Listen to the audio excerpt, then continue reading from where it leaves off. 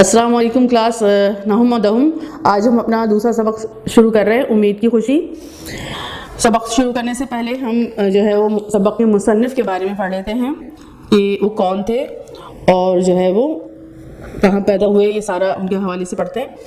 سر سید احمد خان امید کی خوشی کے مصنف ہیں، یعنی سر سید احمد خان نے یہ مضمون امید کی خوشی لکھا تھا. ولادت ان کی ہوئی ہے، وہ پیدا ہوئے ہیں 1817 میں اور وفات ان کی ہوئی ہے 1898 میں. سر سید احمد خان دہلی میں پیدا ہوئے. والد کا نام سید محمد متقی تھا. آپ نے ابتدائی تعلیم مکتب میں حاصل کی. مکتب کا مطلب ہوتا ہے مدرسہ. پھر قرآن مجید، حدیث پاک اور فقہ کی تعلیم 18 سال کی عمر میں مکمل کر لی. قرآن مجید، حدیث پاک تو آپ کو پتہ ہی ہے. فقہ ہوتا ہے اسلامی قوانین کی تعلیم حاصل کرنا. اس کے بعد منصفی کا امتحان پاس کر کے بحیثیت منصف ملازم ہو گئے. یعنی منصفی کا امتحان یعنی جج کے عہدے کا امتحان پاس کیا اور عدالت میں جو ہے وہ ان کو ملازمت مل گئی اور ترقی کرتے کرتے جج کے عہدے تک پہنچ گئے. آپ نے اپنی ادبی زندگی کا آغاز اپنے اخبار سید الاخبار سے کیا. ادبی زندگی یعنی نثر لکھنا، یعنی مضامین لکھنا، کہانیاں لکھنا اور مقالے لکھنا، یہ جو ہے وہ نثر کا کام کہلاتا ہے. تو یہ تمام کام جو ہمارے ادیب یا بڑے جو مصنف ہوتے ہیں لکھتے ہیں، جو یہ تمام چیزیں معاشرے کے حوالے سے لکھنا، یہ سب ادب کا کام کہلاتا ہے. تو ادبی زندگی کا آغاز انہوں نے کب شروع کیا؟ جب انہوں نے سید الاخبار اپنا ایک اخبار نکالا. مسلمانوں کے اخلاق کی اصلاح کے لیے، مسلمانوں کے اخلاق اس وقت گر چکے تھے. ان کی جو ہے وہ ہم مطالعہ پاکستان میں پڑھتے ہیں کہ ان کی اخلاقی حالت بہت خراب ہو گئی تھی. یعنی جو ہمارا مغلیہ دور کا آخری دور چلتا ہے، اس میں جب بہادر شاہ ظفر وغیرہ کا، تو مسلمان اپنی جو ہے وہ اخلاقی حوالے سے بھی بہت گر چکے تھے. یعنی ان میں وہ علم حاصل کرنے کا شوق اور کہتے ہیں جدید چیزیں سیکھنے کا شوق. یہ جو یورپین کنٹریز ہیں یا باہر دوسرے ممالک ہیں، وہ سائنس کی طرف بڑھ رہے تھے اور یہ تمام چیزیں ہو رہی تھیں. اور ہمارے یہاں تو دین کی تعلیم سے بھی سب دور ہو چکے تھے، وہ بھی چھوڑ چکے تھے. اور اس کے علاوہ سائنس کی تعلیم کا تو کوئی سوال ہی نہیں تھا. یعنی وہ تو یہاں پر متعارف ہی نہیں ہوئی تھی، وہ تو انٹروڈیوس ہی نہیں ہوئی تھی بر صغیر میں. تو علم سے بہت دوری ہو گئی تھی اور پھر اچھے اخلاق بھی ختم ہو گئے تھے. تو انہیں مسلمانوں کے اخلاق کی اصلاح کے لیے ایک رسالہ تہذیب الاخلاق نکالا. نیز مسلمانوں کی تعلیم کے لیے علی گڑھ میں ایک اسکول قائم کیا جو ترقی پا کر ایک عظیم الشان یونیورسٹی بن گیا. سر سید بلند پایہ نثر نگار میں نے ابھی آپ کو بتایا، مضامین لکھنے والے، کہانیاں لکھنے والے، یہ سارے جو اس طرح کے چیزیں لکھتے ہیں انہیں نثر نگار کہتے ہیں. جو یعنی شاعری سے ہٹ کر جو مٹیریل لکھا جاتا ہے وہ نثر نگاری کہلاتا ہے. تو سر سید ایک بلند پایہ نثر نگار، اخبار نویس اور عالم تھے. آخری مغل بادشاہ بہادر شاہ ظفر نے آپ کو جواد الدولہ یعنی دولت بخشنے والا، کون سی دولت؟ علم کی دولت بخشنے والا، جواد الدولہ اور عارف جنگ کے خطابات دیے. انگریز حکومت نے بھی آپ کو سر کا خطاب دیا. آپ نے بہت سی کتابیں لکھی جن میں آثار الصنادید یعنی پرانی عمارتوں کے نشانات، آثار الصنادید، خطبات احمدیہ، اسباب بغاوت ہند اور تاریخ سرکشی بجنور بہت مشہور ہیں. یہ تھے سر سید احمد خان اور ان کے مضمون امید کی خوشی جو ہے، ان کے مضمون امید کی خوشی میں سے یہاں پر تھوڑا سا جو ہے وہ سبق انہوں نے لیا. اب ہم سبق شروع کرتے ہیں امید کی خوشی. جو مشکل الفاظ ہوں آپ اس کو ساتھ ساتھ خط کشیدہ کرتے جائیے گا اور بک آپ لوگوں نے یقیناً کھول لی ہوگی اور اس کے ساتھ ساتھ اس کے معنی بھی لکھتے جائیے گا. اس کے علاوہ یہ جو بک کا بالکل آخری حصہ ہے اس پہ فرنگ ہے اور اس میں بھی مشکل الفاظ جو ہیں وہ دیے ہوئے ہیں. اگر آپ لوگ مشکل الفاظ کو اچھی طریقے سے یاد کر لیں گے، سن کے بھی بہت ساری چیزیں اچھی طرح یاد ہوتی ہیں، ویڈیو پوری دیکھیے گا، تو آپ کے لیے بہت جو ہے وہ آسان ہو جائے گا اس کے جوابات دینا اور اس کی تشریحات کرنا، جو آپ کے نثر پاروں کی تشریح ہے اور اس کے علاوہ جو ہے وہ آپ کی جملوں کی تشریح ہے. یہ ساری چیزیں آپ کے لیے آسان ہو جائیں گی. تو خاص طور پر توجہ دیا کریں الفاظ معنی پر. چلیں شروع کرتے ہیں. اے آسمانوں کی روشنی اور اے نا امید دلوں کی تسلی. امید، آسمانوں کی روشنی یعنی پورا اندھیرا ہو رہا ہو تو آسمان پر ایک جیسے چاند چمک رہا ہوتا ہے یا ستارے چمک رہے ہوتے ہیں، تو اس سے تشبیہ دی ہے. کس کو؟ انہوں نے امید کو. یعنی جب انسان ایسے حالات میں پھنس جاتا ہے کہ اسے اب آگے کچھ نظر نہیں آ رہا تو کیا ہے وہ؟ آسمانوں کی روشنی اور ناامید دلوں کی تسلی. کیا ہے؟ امید. تیری ہی شاداب اور سرسبز باغ سے ہر ایک محبت کا پھل ملتا ہے. امید کو کہہ رہے ہیں وہ تیری ہی شاداب یعنی تر و تازہ، سرسبز باغ یعنی ہرے بھرے باغ سے ہر ایک محبت کا پھل ملتا ہے. یعنی یہ امید ہے جس سے جو ہے وہ ہمیں راستہ نظر آتا ہے کہ نہیں ایسا نہیں ہے کہ یہ ایسا ہو نہیں سکتا. یعنی ہم جب امید رکھتے ہیں تو پھر اس کے پیچھے جو کام کرتے ہیں تو وہ امید جو ہے وہ ہمیں جو ہے وہ حوصلہ دیتی ہے. تو امید تیری ہی شاداب اور سرسبز باغ سے ایک محبت کا پھل ملتا ہے، تیرے ہی پاس ہر درد کی دوا ہے. وہ امید کو کہہ رہے ہیں تمام درد کی دوا کس کے پاس ہے؟ تیرے پاس ہے. یعنی امید تیرے پاس ہے. تجھی سے ہر ایک رنج میں آسودگی ہے. تو تیری سے ہر رنج میں آسودگی ہے یعنی راحت ہے، سکون ہے. عقل کے درمیان جنگلوں میں بھٹکتے بھٹکتے تھکا ہوا مسافر تیرے ہی گھنے باغ کے سرسبز درختوں کے سائے کو ڈھونڈتا ہے. عقل کے درمیان جنگلوں میں یعنی جیسے کوئی شخص جنگل میں بھٹک جائے اور پھر اس کے بعد وہ تلاش کر رہا ہو کوئی ایسی سایہ اور ایسی جگہ جہاں پر وہ ایک مسافر تھک کے اس سائے کے نیچے بیٹھنا چاہتا ہے. تو یہ جو زندگی کا جنگل ہے جس میں ہم سفر کر رہے ہیں، اس میں جب ہمیں کوئی راہ نظر نہیں آ رہی ہوتی تو امید وہ ایسے سرسبز درخت ہے، سرسبز درخت سے تشبیہ دی ہے امید کو کہ اس کے سائے میں بیٹھ کر تھکا ہوا مسافر کیا ہے؟ سکون حاصل کرتا ہے. یعنی جب امید کی کرن اس کے اندر جاگتی ہے تو اسے کیا ہے؟ سکون ملتا ہے. وہاں کی ٹھنڈی اور ہوا، خوش الحان جانوروں کے راگ. اب جب امید کی کرن جاگتی ہے تو اس کو انہوں نے کیا کہا ہے؟ ٹھنڈی ہوا کہا ہے، خوش الحان جانوروں کے راگ. یعنی جیسے جنگل میں کوئی مسافر سائے کے نیچے بیٹھ جاتا ہے، پھر وہاں ٹھنڈی ہوا آ رہی ہے، خوش الحان جانوروں کے راگ ہے. یعنی خوش الحان کا مطلب ہوتا ہے اچھی آواز والے پرندے راگ گا رہے ہیں، چہچہا رہے ہیں. بہتی نہروں کی لہریں، یعنی وہاں پر ایک نہر ہے جو بہہ رہی ہے اور وہ سکون عطا کرتی ہے، اس کے دل کو راحت دیتی ہے. یعنی بالکل یہ تشبیہ انہوں نے دی ہے کہ کوئی جب جنگل میں سائے کے نیچے تھکا ہوا مسافر بیٹھتا ہے اور وہ جنگل میں وہ سایہ ایسی جگہ پر ہو جہاں پر ٹھنڈی ہوا آ رہی ہے اور جو ہے وہ پرندے چہچہا رہے ہیں اور نہریں بہہ رہی ہیں، تو اسے اس تھکے ہوئے مسافر کو کیا ملتا ہے؟ سکون ملتا ہے. اسی طریقے سے ہماری زندگی کے جنگل میں جو ہم زندگی میں بسر کر رہے ہیں زندگی، اس میں کوئی شخص جب تھک جاتا ہے تو جب امید کے سائے میں بیٹھتا ہے تو بالکل اس کی کیفیت اسی انداز کی ہو جاتی ہے کہ اسے سکون ملنے لگتا ہے. تمام فکریں دل سے دور ہوتی ہیں. یعنی امید تمام فکروں کو کیا کر دیتی ہے؟ تمام پریشانیوں کو کیا کر دیتی ہے؟ دور کر دیتی ہے. اور دور دراز زمانے کی خیالی خوشیاں سب موجود ہوتی ہیں. پھر اس کو خیال میں خوشیاں آنے لگتی ہیں کہ نہیں اب انشاءاللہ ایسا ہو جائے گا، اب میں اس پر محنت کروں گا تو یقیناً میرا مشکل کا حل نکل آئے گا. تو امید کی خوشی کیوں جو ہے وہ امید کو خوشی کیوں قرار دیا گیا ہے؟ اس لیے کہ اس سے تمام فکریں دل سے کیا ہو جاتی ہیں؟ دور. جب کوئی بندہ امید کرتا ہے تو اس کی جو فکریں ہیں، اس کی جو پریشانی ہے وہ کیا ہو جاتی ہے؟ دور ہو جاتی ہے. اور پھر اس کے دل میں خوشیاں موجود ہوتی ہیں، خیالات میں اس کے خوشیاں آنے لگتی ہیں. کس وجہ سے؟ امید کی وجہ سے کہ نہیں اب یہ سب کچھ کیا ہو جائے گا؟ بہتر ہو جائے گا. اسی لیے انہوں نے امید کو کیا کہا ہے؟ خوشی قرار دیا ہے. اگلا پیراگراف دیکھتے ہیں. دیکھ نادان کا مطلب ہوتا ہے ناسمجھ. بے بس بچہ گہوارے میں سوتا ہے، اس کی مصیبت زدہ ماں اپنے دھندے میں لگی ہوئی ہے. دھندے میں لگی ہوئی ہے یعنی کام میں لگی ہوئی ہے. اور گہوارے کی ڈوری بھی ہلاتی جاتی ہے. گہوارہ کہتے ہیں جھولا، بچے کا جھولے کو گہوارہ کہتے ہیں. اس کی ڈوری بھی ہلاتی جاتی ہے تاکہ وہ بچہ آرام سے سوئے. ہاتھ کام میں اور دل بچے میں. زبان سے اس کو یوں لوری دیتی ہے. اب یہ سریلے بول جو نغمے کی صورت میں ماں جو ہے وہ بچے کو سنا کر سلاتی ہے، تو وہ ڈوری ہلاتی جاتی ہے اور کام بھی کرتی جاتی ہے اور بچے کو یوں لوری دیتی ہے. کیسے لوری دیتی ہے؟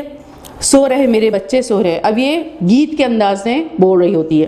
سو رہے میرے بچے سو رہے، اے ماں اپنے باپ کی مورت یعنی باپ کی شکل، باپ کی صورت، میرے دل کی ٹھنڈک سو رہے. اے میری دل کی کوپل کا مطلب ہوتا ہے ننھا پودا. سو رہے بڑھ اور پھل پھول، تجھ پر کبھی خزاں نہ آئے یعنی پتجھڑ نہ آئے، کبھی کوئی مشکل حالات تجھ پر نہ آئے. تیری ٹہنی میں کوئی خار کبھی نہ ٹوٹے. خار کا مطلب ہوتا ہے کانٹا. کوئی کٹھن گھڑی تجھ کو نہ آوے، کوئی مشکل گھڑی، کوئی مشکل وقت تیرے اوپر نہ آئے. یہ سب لوری کے انداز میں بیان کری ہے. کوئی مصیبت جو تیرے ماں باپ نے بھگتی تو نہ دیکھے. سو رہے میرے بچے سو رہے، میری آنکھوں کے نور اور میرے دل کے سرور، میرے بچے سو رہے. تیرا مکھڑا چاند سے بھی زیادہ روشن ہوگا. مکھڑا یعنی چہرہ. تیری شہرت، تیری لیاقت، لیاقت کا مطلب ہوتا ہے قابلیت. تیری شہرت، تیری لیاقت، تیری محبت جو تو ہم سے کرے گا آخر کار ہمیں دل کو تسلی دے گی. اب یہ ساری امید ہے ان کی کہ یہ بچہ جو ہے وہ شہرت حاصل کرے گا، قابل بنے گا اور پھر ہم سے محبت کرے گا. تو اس سے اس کے دل کو کیا مل رہی ہے؟ تسلی مل رہی ہے. اور اس امید پر وہ اپنے بچے کو جو ہے وہ محبت سے پال رہی ہے، اس کو جو ہے وہ اس کا خیال رکھ رہی ہے. تیری ہنسی ہمارے اندھیرے گھر کا اجالا ہوگی. ابھی یہ بچہ بالکل چھوٹا ہے، یعنی بالکل پیدائشی بچہ ہے. تو اب جب تھوڑا سا بڑا ہوگا تو وہ سوچ رہی ہے کہ تیری ہنسی ہمارے اندھیرے گھر کا اجالا ہوگی. یعنی جب تو ہنسے گا تو ہمارے اندھیرے گھر میں جو اندھیرا ہو رہا ہے، مطلب ذرا بڑوں میں وہ کیفیات نہیں ہوتی جب بچے پھولوں کی طرح جو ہے وہ گھومتے پھرتے ہیں گھر میں اور پیاری پیاری باتیں کرتے ہیں. تو سب بڑوں کی تھکان اس میں سے کیا ہو جاتی ہے؟ دور ہو جاتی ہے. سب جو فکریں ہیں وہ دور ہو جاتی ہیں. تیری ہنسی ہمارے اندھیرے گھر کا اجالا ہوگی. تیری پیاری پیاری باتیں ہمارے غم کو دور کریں گی. تیری آواز ہمارے لیے خوش آئند راگنیاں ہوں گی. خوش آئند کا مطلب اچھے مستقبل کے گیت. راگ جو ہے وہ واحد ہے اور راگنیاں جمع. خوش آئند راگنیاں ہوں گی، یعنی تیری آواز ہمارے لیے خوش آئند راگنیاں ہوں گی، اچھے مستقبل کے گیت ہوں گی. سو رہے میرے بچے سو رہے، اے ہماری امیدوں کے پودے سو رہے. بولو جب اس دنیا میں ہم تم سے جدا ہو جائیں گے تم کیا کرو گے؟ تم ہماری بے جان لاش کے پاس کھڑے ہوگے. تم پوچھو گے اور ہم کچھ نہ بولیں گے.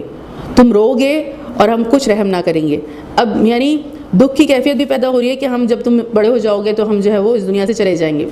لیکن پھر دوبارہ امید کی کیفیت اس کے اوپر جو ہے وہ ماں کے اوپر آ جاتی ہے. اے میرے پیارے رونے والے، تم ہمارے ڈھیر پر آ کر ہماری روح کو خوش کرو گے. ڈھیر کا مطلب ہے قبر. اب پھر دوبارہ امید کی گرہن اس کے ماں کے اوپر آ جاتی ہے کہ جب ہم مر جائیں گے اور مٹی میں مل جائیں گے تم ہماری قبر پر آؤ گے اور ہماری روح کو خوش کرو گے. یعنی ہمارے لیے دعائیں کرو گے اللہ تعالیٰ سے، ہمیں سکون فراہم کرو گے اپنی دعا سے.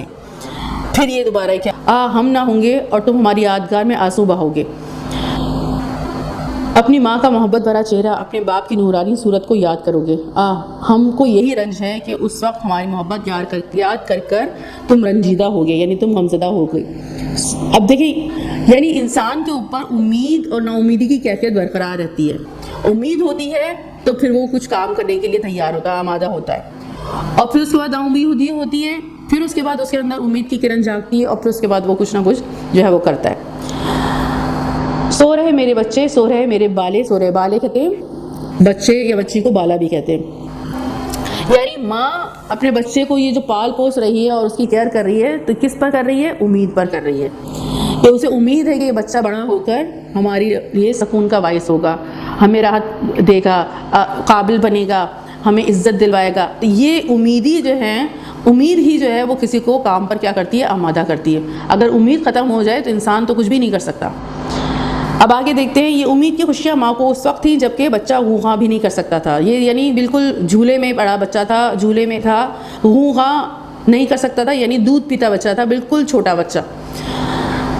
مگر جب وہ ذرا بڑا ہوا اور معصوم ہنسی سے اپنی ماں کے دل کو شاد کرنے لگا، شاد یعنی خوش کرنے لگا، اور اماں اماں کہنا سیکھا، اس کی پیاری آواز ادھورے لفظوں میں اس کی ماں کے کان میں پہنچنے لگی. آنسوؤں سے اپنی ماں کی آتش محبت کو بھڑکانے کے قابل ہوا. آتش محبت یعنی محبت میں جوش پیدا کرنا. اب اپنے آنسوؤں سے اپنی ماں کی آتش محبت کو بھڑکانے لگا، یعنی ذرا بڑا ہوا، بولنے لگا، چھوٹے چھوٹے لفظ بولنے لگا. اب بعض اوقات ایسا ہوتا ہے کہ بچوں کو جس چیز کی ضرورت ہو رہی ہوتی ہے وہ روتا ہے اور اس کو پتا ہے کہ میری ماں سے بہت محبت کرتی ہے، تو وہ جب وہ روتا ہے تو اس کی محبت میں ماں کی محبت اور بڑھ جاتی ہے، اور جو وہ مانگ رہا ہوتا ہے پھر وہ اس کو دینے کے لیے کیا ہو جاتی ہے؟ تیار ہو جاتی ہے. تو وہ جو ہے وہ سمجھ جاتا ہے کہ یہ مجھ سے جو ہے وہ محبت کرتی ہیں، تو آنسوؤں سے اپنی ماں کے آتش محبت کو بھڑکاتا ہے، اس میں جوش پیدا کرتا ہے. پھر مکتب سے اس کو سروکار پڑا. پھر وہ اتنا بڑا ہوا کہ مکتب جانے لگا، یعنی مدرسے جانے لگا. سروکار کا مطلب ہوتا ہے واسطہ پڑا. رات کو اپنی ماں کے سامنے دن کا پڑھا ہوا سبق غم زدہ دل سے سنانے لگا. غم زدہ دل سے یعنی اس کا دل دکھا ہوا ہے, کبھی یاد ہو رہا ہے کبھی یاد نہیں ہو رہا, مشکل وقت ہے اس کے لیے. بچوں کے لیے تو یہی مشکل وقت ہوتا ہے کہ سبق یاد نہیں ہو رہا. باقی اور دنیا کے مشکل مسائل اور یہ تمام چیزوں کا تو ان کو خبر نہیں ہوتی, ان کے لیے تو سب سے بڑی مشکل کیا ہے, پڑھائی. تو کیا ہے کہ سبق غم زدہ دل سے سنانے لگا, اور جب کہ وہ تاروں کی چھاؤں میں اٹھ کر اپنے ہاتھ منہ دھو کر اپنے ماں باپ کے ساتھ صبح کی نماز میں کھڑا ہونے لگا. اب اتنا بڑا ہو گیا کہ وہ باپ کے ساتھ اور ماں کے ساتھ نماز پڑھنے لگا, اور اپنے بے گناہ دل, بچوں کے دل تو معصوم ہوتے ہیں, اس میں کوئی گناہ کی کیفیت نہیں ہوتی. بے گناہ زبان سے بھی انہوں نے کوئی ایسی باتیں نہیں کی ہوگی. چھوٹے بچے جو ہے وہ کسی کے ساتھ اس طرح کی جو ہے وہ باتیں نہیں کرتے جس سے دوسروں کے دل دکھے. تو بے گناہ زبان سے, بے ریا خیال سے. بے ریا خیال, ریا کا مطلب ہوتا ہے دکھاوا. بے ریا خیال یعنی وہ دکھاوے کے لیے نہیں کر رہا ہوتا یہ سب کچھ. بے ریا خیال سے خدا کا نام پکارنے لگا, یعنی اللہ تعالیٰ کا نام جب وہ پکارتا ہے, نماز پڑھ رہا ہے, سب کچھ کر رہا ہے, تو وہ دکھاوا نہیں کر رہا ہوتا. تو امید کی خوشیاں کس قدر زیادہ ہو گئیں. تو اب اس سے کیا ہوتا ہے کہ جب یہ سب کچھ کر رہا ہوتا ہے, نماز پڑھ رہا ہے, اپنا سبق یاد کر رہا ہے, یہ سب کچھ کر رہا ہے, تو ماں باپ کی امیدیں اور زیادہ بڑھ جاتی ہیں. اس کے ماں باپ اس معصوم سینے سے سچی ہمدردی دیکھ کر کتنے خوش ہوتے ہیں. اب جب ماں باپ اس کے معصوم سینے کو دیکھتے ہیں کہ وہ یہ سب کچھ کر رہا ہے, سارے کام کر رہا ہے, تو وہ بہت زیادہ کیا ہوتے ہیں, خوش ہوتے ہیں, سچی ہمدردی دیکھتے ہیں. یعنی اپنے جو ہے وہ سبق یاد کرنے میں لگا ہوا ہے, اللہ تعالیٰ سے اس کا جو ہے وہ اپنے آپ کو جوڑ رہا ہے, نماز پڑھ رہا ہے, اللہ تعالیٰ کو پکار رہا ہے, تو یہ بالکل سچ نظر آ رہا ہوتا ہے. یعنی واقعی کیونکہ اس میں کوئی ریاکاری نہیں ہے, یعنی دکھاوا نہیں ہے, اس میں کوئی جو ہے وہ بچے نے کوئی گناہ بھی نہیں کیا, زبان بھی اس کی پاک صاف ہے. تو یہ چیزیں اور اس کو کیا کرتی ہیں, ماں باپ کو خوش کرتی ہیں. ہماری پیاری امید تو ہی ہے جو مہد سے لحد تک ہمارے ساتھ ہے. اب یہ سب کچھ جب وہ بچوں کو یہ ماں باپ پال رہے ہوتے ہیں, تو یہ ہے کیا, یہ پیاری امید کی وجہ سے ہے. یعنی انہیں بچوں سے, اپنے بچے سے کیا ہے, امیدیں وابستہ ہیں. تو یہ کہہ رہے ہیں کہ پیاری امید تو ہی ہے جو مہد سے لحد تک ہمارے ساتھ رہتی ہے. مہد کہتے ہیں ماں کی گود, اور لحد ہوتی ہے قبر. یعنی انسان کی امید کا سلسلہ کہاں سے شروع ہو جاتا ہے, جب وہ ماں کی گود میں ہوتا ہے, وہیں سے اس امیدوں کا سلسلہ کیا ہو جاتا ہے, شروع ہو جاتا ہے, اور یہ قبر تک چلتا ہے. قبر تک یعنی انہوں نے کیا کہا, ہم جب لوری پڑھ رہے تھے تو لوری یہاں پر سو رہے میرے بچے, سو رہے میرے بالے, سو رہے, یہاں تک یہ ساری لوری تھی. اور اس لوری میں پھر انہوں نے اپنے مرنے کا بھی ذکر کیا اور اپنی قبر کا بھی ذکر کیا. تو یہ قبر تک امید چلی جا رہی ہے. یعنی اب یہ بچہ بڑا ہوگا, پھر ہمیں جو ہے وہ دنیا میں عزت دلوائے گا, اور پھر اس کے بعد جو ہے جب ہم مر جائیں گے تو ہماری قبر پر آ کر ہمیں ہماری روح کو سکون دے گا. تو یہ کیا ہے کہ امید, وہ کہہ رہے ہیں, سر سید کہہ رہے ہیں کہ یہ امید جو ہے وہ مہد سے, یعنی ماں کی گود سے لے کر قبر تک جو ہے وہ ہمارا ساتھ دیتی ہے. اور اسی کے بلبوتے پہ ہم سارے کیا کرتے ہیں, کام کرتے ہیں. دیکھ وہ بے گناہ قیدی. اب یہاں پر ایک اور جو ہے وہ ذکر کر رہے ہیں حضرت یوسف علیہ السلام کا. بے گناہ قیدی کون ہے, حضرت یوسف علیہ السلام کے حوالے سے بات کر رہے ہیں. دیکھ وہ بے گناہ قیدی اندھیرے کنویں میں 7 تہخانوں میں بند ہے. اب اس میں تھوڑا سا آپ واقعہ سن لیں, پھر اس کے بعد آپ کو سمجھ میں آ جائے گا کہ اندھیرے کنویں میں وہ حضرت یوسف علیہ السلام کیسے گئے, اور 7 تہخانوں میں, اور کیا ہوا ان کے ساتھ. اصل میں تھوڑا سا یہ پہلے واقعہ سن لیں آپ, پھر اس کے بعد یہ پیراگراف آپ کو آسانی سے سمجھ میں آ جائے گا. حضرت یوسف علیہ السلام کے ساتھ کیا ہوا. حضرت یوسف علیہ السلام بیٹے ہیں حضرت یعقوب علیہ السلام کے, اور یعقوب علیہ السلام کس کے بیٹے ہیں, حضرت ابراہیم علیہ السلام کے. تو حضرت ابراہیم علیہ السلام کی نسل میں سے ہیں یہ, یعنی پوتے ہیں حضرت یعقوب علیہ السلام حضرت ابراہیم علیہ السلام کے. تو حضرت یعقوب علیہ السلام کے 12 بیٹے تھے, 10 بیٹے ایک بیوی سے اور 2 بیٹے دوسری بیوی سے. تو جو 10 بیٹے تھے وہ ان 2 بیٹوں سے حضرت یعقوب علیہ السلام کو حضرت یوسف علیہ السلام سے بہت محبت تھی, کیونکہ حضرت یوسف علیہ السلام بچپن ہی سے بہترین اعداد و اطوار کے مالک تھے. کیونکہ ظاہر ہے اللہ تعالیٰ نے انہیں کیا ہے, نبی کے لیے منتخب کیا تھا. تو جن کو اللہ تعالیٰ نبی بنانے کے لیے منتخب کرتے تو ان کے کردار میں تو بہت خوبصورت جو ہے وہ ان کے کردار ہوتے ہیں. تو ان کو بھی حضرت یعقوب علیہ السلام کو حضرت یوسف علیہ السلام سے محبت تھی, کیونکہ ان کا کردار بہترین تھا اور وہ خوبصورت بھی ویسے بہت تھے. یعنی دنیا میں اللہ تعالیٰ نے جتنا حسن دیا ہے اس میں سے آدھا حسن حضرت یوسف علیہ السلام کو دیا تھا. بے انتہا حسین تھے حضرت یوسف علیہ السلام. حسن یوسف تو مشہور ہی ہے, یہ تو پتہ ہی ہوگا آپ سب کو. تو حضرت یوسف علیہ السلام سے حضرت یعقوب علیہ السلام بہت محبت کرتے تھے. یہ چیز وہ جو 10 بیٹے تھے, سوتیلے بیٹے تھے, وہ حسد کا باعث بن گئی, یعنی وہ حضرت یوسف علیہ السلام کے ساتھ حسد کرنے لگے. اب کیا ہوا کہ حضرت یوسف علیہ السلام کے ساتھ پھر انہوں نے جو ہے وہ بہت بڑی زیادتی کی. حضرت یعقوب علیہ السلام سے اجازت لی کہ حضرت یوسف علیہ السلام کو جو ہے وہ ہمارے ساتھ کھیلنے کودنے کے لیے بھیج دیں, یہ ہمارے ساتھ مزے کرے گا, آپ ہم پر بھروسہ نہیں کرتے ہیں, آپ بھیجیں, ہم اس کا خیال رکھیں گے. حضرت یعقوب علیہ السلام کے جب انہوں نے زبردستی کی ان 10 بڑے بیٹوں نے, تو حضرت یوسف علیہ السلام کو حضرت یعقوب علیہ السلام نے ان کے ساتھ بھیج دیا. اب ہوا کیا کہ وہ لے کے چلے گئے, لیکن وہاں پر لے جا کے حضرت یوسف علیہ السلام کو کنویں میں ڈال دیا, اور ان کی قمیض پر جھوٹ موٹ کا خون لگا کر حضرت یعقوب علیہ السلام کے پاس لے کر آ گئے کہ اسے تو بھیڑیا نے کھا لیا.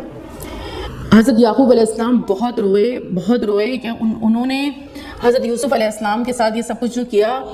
تو اب ہوا یہ کہ انہوں نے جب وہ کنویں میں ڈالا تھا حضرت یوسف علیہ السلام کو, اور پھر چھوڑ کے چلے گئے تھے, تو کنویں میں یہ جو انہوں نے کہا ہے کہ 7 تہخانوں میں بند کنویں میں پڑے ہوئے ہیں, تو وہاں پر حضرت یوسف علیہ السلام کو بہت دکھ ہوا تھا. لیکن وہاں پر بھی امید کی کرن ان کو جو ہے وہ سنبھالے ہوئی تھی کہ اللہ تعالیٰ مجھے یہاں سے نکال لیں گے.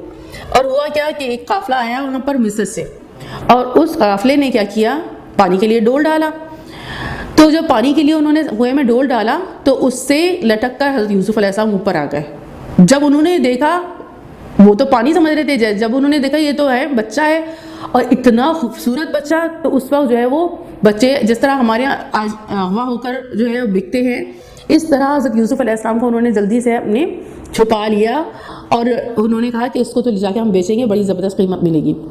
اب وہ یہاں سے حضرت یوسف علیہ السلام کو لے گئے فلسطین سے, اور لے جا کر مصر میں لے جا کر کیا کیا, بیچ دیا. مصر میں بادشاہ کا جو وزیر تھا اس نے انہیں خرید لیا.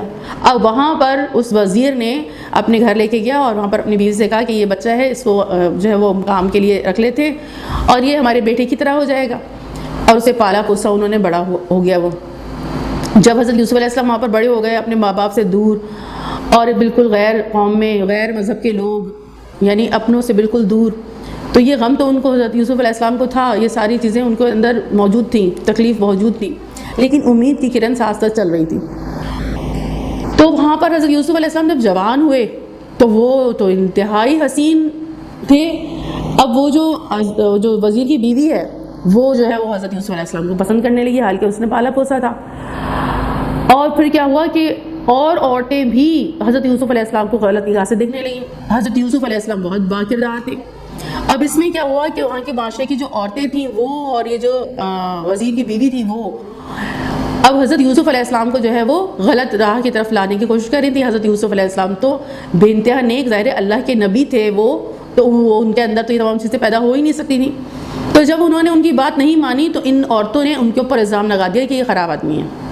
اور جب یہ الزام لگایا تو پھر کیا ہوا کہ ان کو جیل کروا دی, اور حضرت یوسف علیہ السلام کو جیل میں ڈال دیا گیا, جبکہ انہوں نے کچھ بھی نہیں کیا, وہ خراب آدمی نہیں تھے.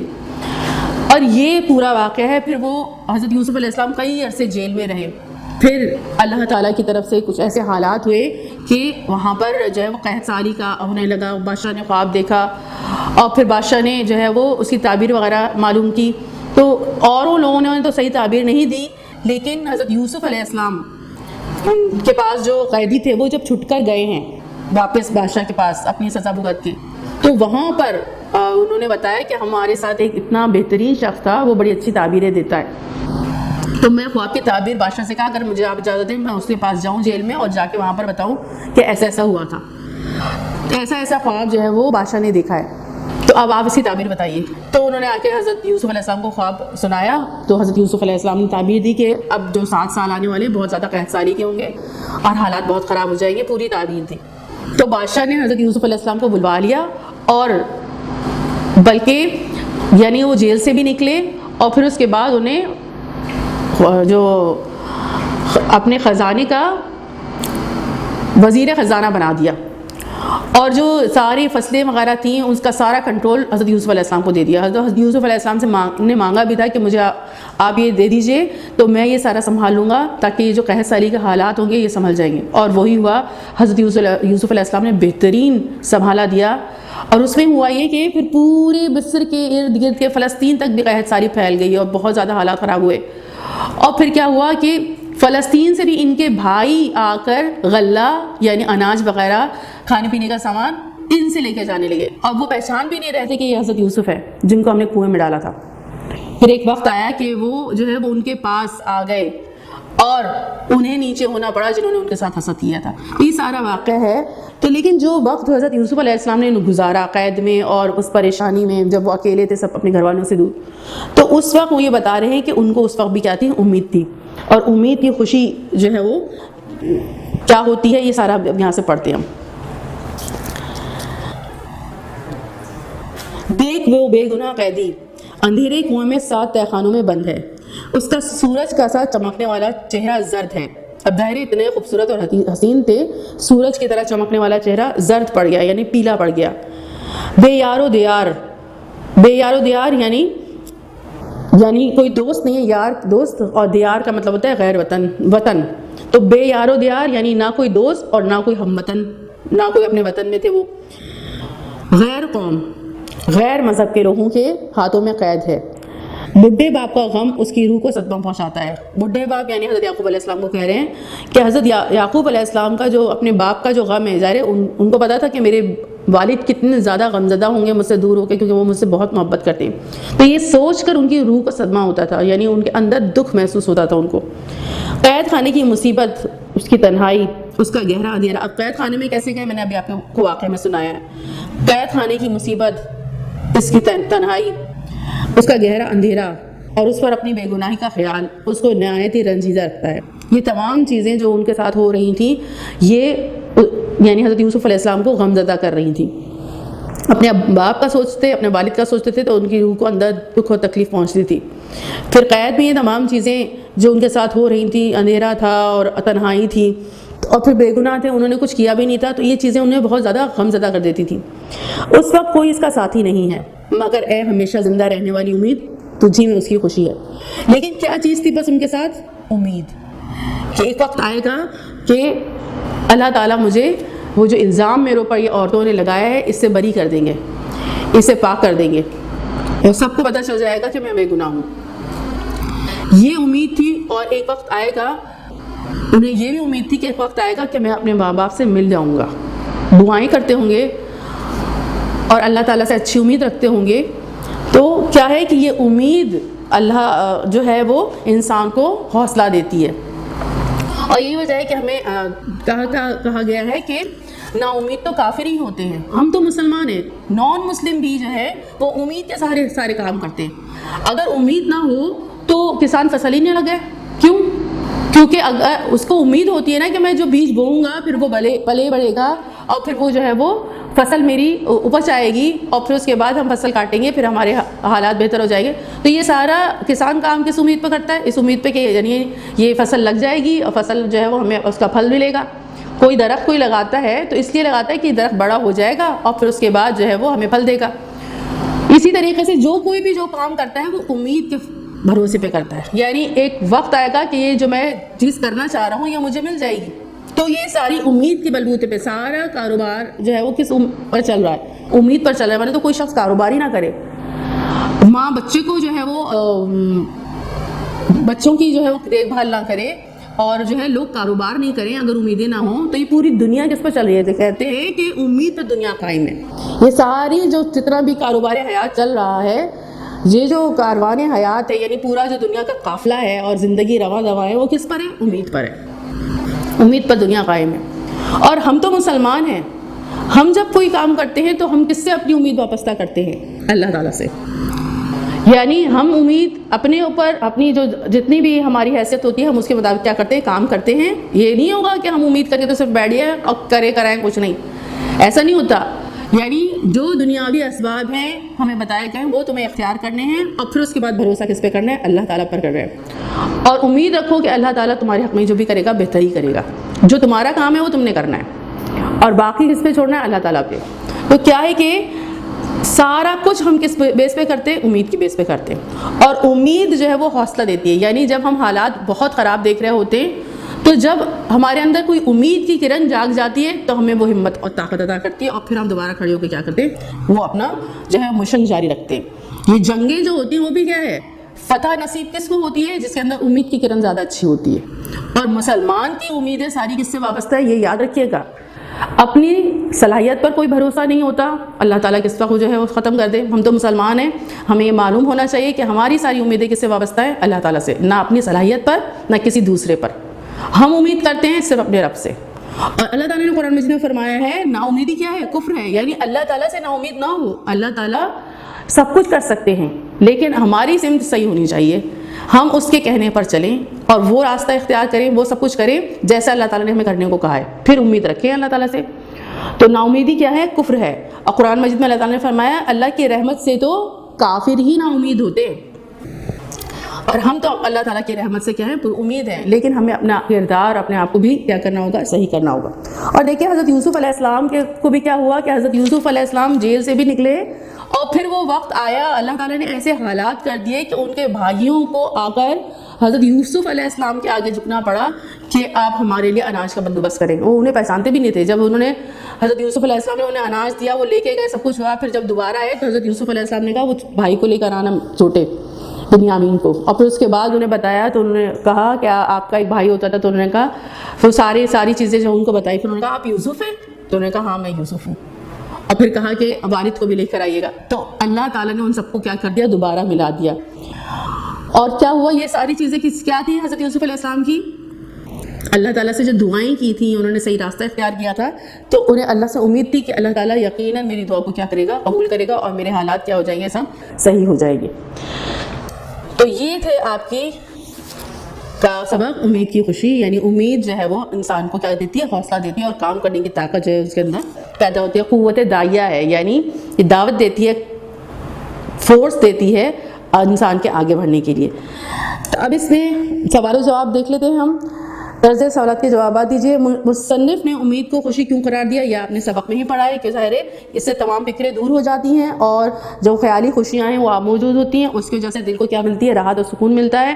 اور پھر جو مرے ہوئے خیالات ہیں, یعنی ہم خیال میں سوچتے نہیں ایسا نہیں ہو سکتا, وہ دوبارہ زندہ ہو جاتے ہیں, اور تازہ دم ہو کے انسان جو ہے وہ دوبارہ سب کچھ کرنے لگتا ہے. تو یہ خوشی اسے نصیب ہوتی ہے کہ نہیں یہ سب کچھ ہو جائے گا.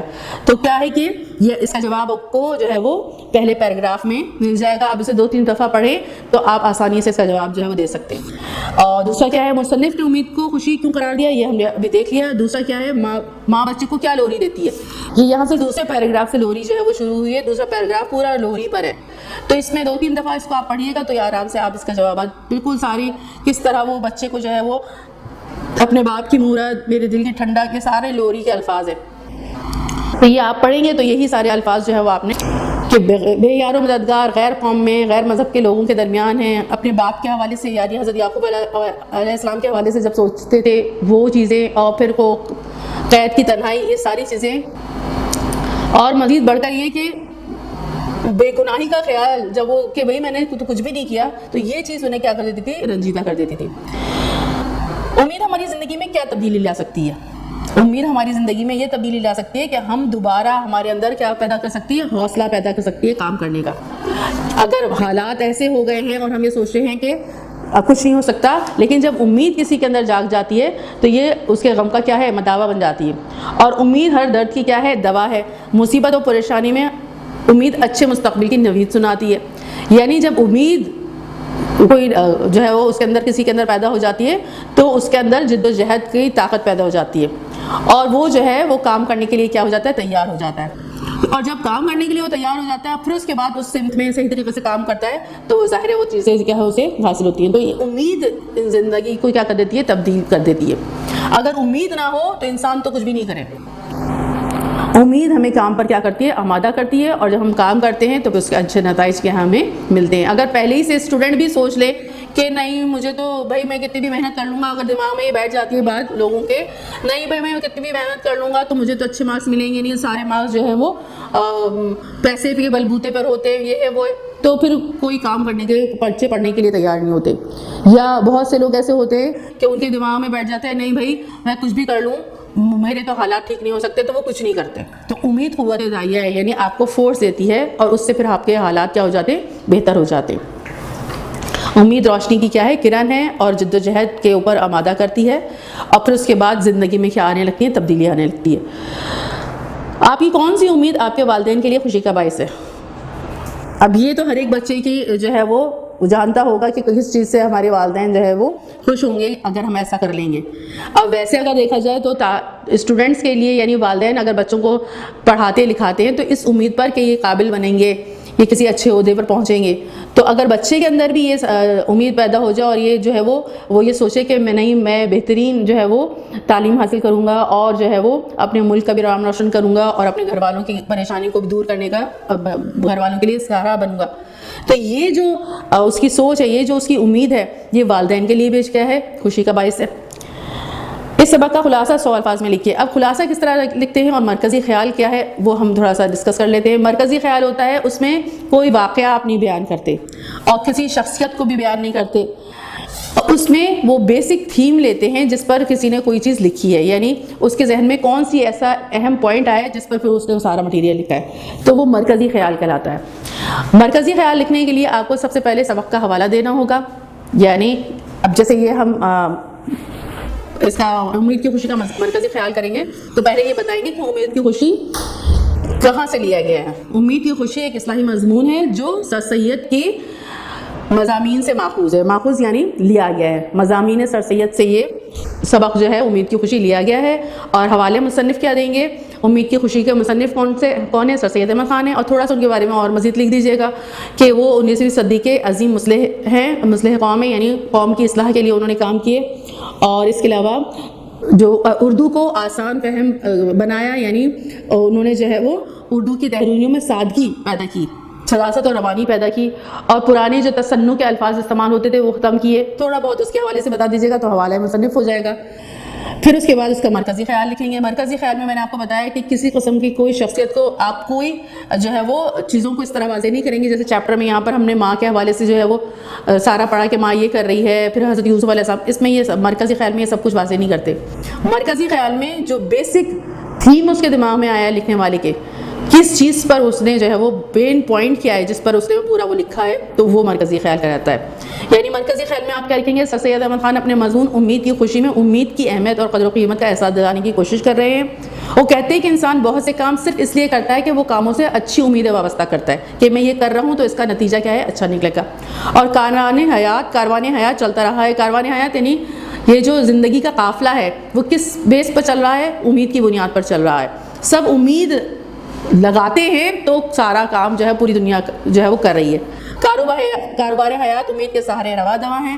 بعض مشکل اور نامساعد یعنی حوصلہ شکن, یعنی جس سے حوصلے ٹوٹ جائے, اتنے مشکل حالات ہوں تو اس میں امید ہی انسان کے لیے واحد سہارا ہے. جب امید اندر روشن ہو جاتی ہے, امید کی کرن, تو وہ سہارا دیتی ہے اور انسان دوبارہ کھڑا ہوتا ہے اور کام شروع کرتا ہے.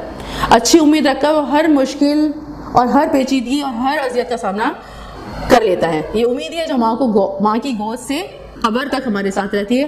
عقل مندی کا تقاضا کیا ہے کہ انسان ہر پل اچھی امید رکھے, جس سے اللہ تعالیٰ سے اور اپنا کام اور اپنا عمل جد و جہد جاری رکھے اور انسانوں کی بھلائی کے لیے اپنے آپ کو وقف کرے, یعنی دوسروں کے کام آئے اور اس میں اچھی امید رکھے. کس سے امید رکھے, اللہ اپنے رب سے امید رکھے کہ انشاءاللہ جو میں خیر کا کام کر رہا ہوں اس کا اچھا ہی نتیجہ کیا ہے, نکلے گا. تو مرکزی خیال دیکھیں, یہاں پر ہم نے نہ حضرت یوسف کا ذکر کیا نہ ماں کا ذکر کیا, یہ تمام چیزیں مرکزی خیال میں نہیں ہوتی. صرف امید کے حوالے سے ساری بات ہم کریں گے. خلاصہ کیا ہوتا ہے, اب اس میں خلاصہ کس طرح لکھا جاتا ہے, خلاصے میں ہم وہ ساری باتیں کریں گے کہ ماں کس طرح جو ہے وہ بچے سے امیدیں رکھتی ہے, حضرت یوسف علیہ السلام نے کس طرح جو ہے وہ امید کی کرن ان کے اندر باقی رہی اور وہ پھر کس طرح ان کے جو ہے وہ حالات تبدیل ہوئے, وہ یہاں پر خلاصے میں بیان کریں گے. یعنی یہ پورا چیپٹر جو ہم نے پڑھا ہے, اب اس میں جو چیزیں آئی ہیں وہ ساری پھر خلاصے میں لکھی جاتی ہیں. تقریباً انہوں نے کہا 100 الفاظ کا خلاصہ جو ہے وہ ہوگا, اور مرکزی 4 سے 5 لائنوں کا مرکزی خیال ہوگا, لیکن خلاصہ جو ہے وہ تھوڑا سا کیا ہوتا ہے, بڑا ہوتا ہے, کیونکہ ظاہر ہے اس میں جو شخصیات ہیں یا جو کردار بتائے گئے ان کو آپ نے واضح کرنا ہوتا ہے. اب خلاصہ بھی تھوڑا سا دیکھ لیتے ہیں تاکہ پھر وہ آرام سے آپ کو جو ہے وہ لکھنا بھی آ جائے. سر سید احمد خان اپنے مضمون امید کی خوشی میں امید کو مخاطب کر کے کہتے ہیں کہ تیری وجہ سے ہی ہر ایک محبت کا پھل ملتا ہے، تو ہی ہر درد کی دوا ہے. مزید لکھتے ہیں کہ ایک مصیبت زدہ ماں کام میں مصروف رہتے ہوئے بھی اپنے بچے کے پنگھوڑے کی ڈوری ہلاتی رہتی ہے. پنگھوڑے کہتے ہیں جھولے کو، اور بچے کو لوری سناتی ہے، اسے لمبی عمر اور سکھ اور سکون کی دعا دیتی ہے. اسے لمبی عمر اور سکون کی دعا دیتی ہے. وہ ایسا صرف امید کے سہارے کرتی ہے، اپنی اولاد سے اچھی امیدیں وابستہ کرتی ہے اور اچھے وقت کی امید رکھتی ہے. انہی امیدوں کے سہارے وہ موجودہ مشکلات کو صبر سے برداشت کرتی ہے. جب بچہ بڑا ہو جاتا ہے تو تعلیم حاصل کرتا ہے، نمازیں پڑھنا شروع کرتا ہے، تو اپنے بے گناہ دل و زبان اور بے ریا خیال سے خدا کو پکارتا ہے، تو والدین کی امیدیں اور بڑھ جاتی ہیں. سر سید احمد خان اس مضمون میں حضرت یوسف علیہ السلام کی مثال دیتے ہیں. جب انہیں ان کے بھائیوں نے ایک کنویں میں ڈال دیا تھا، اس وقت ان کی کیا حالت ہوگی، مگر ایک امید تھی. پھر انہیں مصر کے بازار میں بیچا گیا. وہ بے یار و مددگار تھے، ایک غیر ملک میں تھے، اجنبی قوم کے لوگوں کے درمیان قید تھے. انہیں بوڑھے باپ کا غم بھی تھا. پھر مصر کے قید خانے میں بے گناہ و تنہا قید و بند کی اذیتیں برداشت کی، صرف اور صرف امید اور اچھے گمان کے سہارے. یہ امید ہے جو ہماری دنیا میں کو رواں دواں رکھتی ہے. تو اس طرح مرکزی خیال لکھیں گے. اور پھر اس کے بعد آ رہا ہے آپ کا سوال نمبر 4 ذیل کے جملوں کی تشریح مائع حوالہ سے آپ کو سبق کیجیے، یعنی وہی حوالہ دیجیے گا، مصنف کا حوالہ، مضمون کا حوالہ یعنی مصنف کا حوالہ اور سبق کا حوالہ دیجیے گا اور کہاں سے سبق لیا گیا ہے. اور پھر اس میں جو ہے اب یہ تو بیچ سے اٹھا کے دے دیا، لیکن آپ کو معلوم ہے کہ یہ دیکھ وہ بے گناہ قیدی کس کے بارے میں بات ہو رہی ہے، حضرت یوسف علیہ السلام کے بارے میں. تو سارا حضرت یوسف علیہ السلام کا جو ہے وہ حوالہ دے کر یہ ساری بات جو ہے وہ آپ لکھیں گے کہ اس مضمون میں سر سید نے حضرت یوسف علیہ السلام کے حوالے سے بتایا کہ حضرت یوسف علیہ السلام کس طرح تکلیف میں مبتلا تھے اور کس طرح حضرت یوسف علیہ السلام کو ان کے بھائیوں نے کنویں میں ڈال دیا تھا. وہ سارا واقعہ اس میں جو ہے وہ آپ اس کی تشریح اس انداز سے کریں گے، یعنی وہ پورا واقعہ بیان کریں گے. یہاں پر جو بتائے گئے ہیں اس کو اچھی طریقے سے بیان کریں گے. اور پھر اس کے بعد بے ہے دیکھ نادان بے بس بچہ کے حوالے میں سوتا ہے، اس میں بھی سیاق و سباق بتائیں گے، کہاں سے لیا ہے، کس نے لکھا ہے یہ امید کی خوشی جو ہے وہ کس نے مضمون لکھا تھا، یہ سب حوالہ دیں گے. اور پھر اس کے بعد یہ بتائیں گے کہ اس میں جو ہے وہ ماں بچے کو کس امید پر جو ہے وہ پالتی پوستی ہے، وہ سارا آپ جو اس میں، کیونکہ ابھی میں نے آپ کو خلاصہ بھی سمجھایا ہے، مرکزی خیال بھی سمجھایا ہے، چیپٹر بھی ہم نے پڑھا ہے. تو یہ آپ اگر توجہ سے چیپٹر آپ نے سنا ہوگا، سبق اچھی طریقے سے سنا ہوگا، تو پھر آپ اسے جو ہے وہ آسان الفاظ میں کر کے لکھ دیں گے، تو یہ آپ کے لیے یہ تشریح ہو جائے گی. پھر سبق میں 5 تراکیب لفظی تلاش کر کے ان کے معنی لکھیے.